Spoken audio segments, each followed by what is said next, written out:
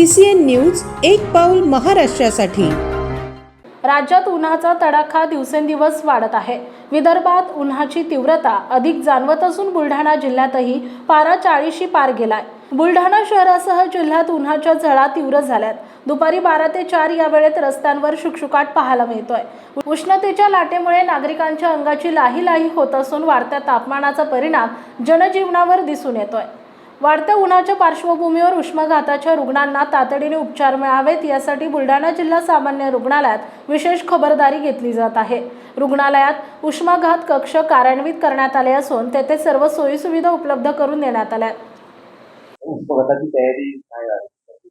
सध्या टेम्परेचर वाढत आहे, त्या अनुषंगाने आम्ही उष्माघाताची जे काही आहे ते पूर्ण तयारी केलेली आहे। त्याच्यामध्ये आम्ही प्रत्येक संस्थेमध्ये एक उष्माघात कक्ष नेमलेला आहे, तयार केलेला आहे। त्या उष्माघात कक्षामध्ये इमर्जन्सी किट्स, त्याला आपण एपिडेमिक्स किट्स म्हणूया, ते किट्स पण आपण सगळे औषधं, सगळे मेडिसिन, सगळे आय फ्लुइड्स, जे काही अलाइड औषधोपचार लागतो ते पण रेडी ठेवलेलं आहे। प्रत्येक ठिकाणी आम्ही एक उष्माघातसाठी टीम बनवलेली आहे, सज्ज केलेली आहे। आमच्याकडे प्रत्येक इन्स्टिट्यूटला कूल रूम तयार केलेली आहे। तर या आणि खाली आम्ही प्रत्येक MS ला पण पत्रव्यवहार करून ते सगळे तयारी करून घेतलेली आहे। अशा पद्धतीने उष्माघाताचा जरी पेशंट आला तरी आमच्या प्रत्येक इन्स्टिट्यूटमध्ये त्या बाबतीमध्ये आम्ही पुरेपूर तयारी करून पथक सज्ज केलेलं आहे। सर्वांना सूचना पण दिलेल्या आहेत।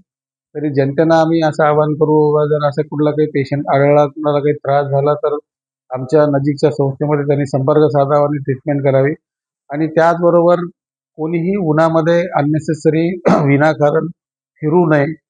आपल्या शरीराचं हायड्रेशन, पाणी पुरेपूर पाणी ठेवावं, शरीरामध्ये पाण्याची पातळी व्यवस्थित ठेवावी, प्रॉपर हायड्रेशन ठेवावे, जेणेकरून त्रास होणार नाही। ओके, धन्यवाद।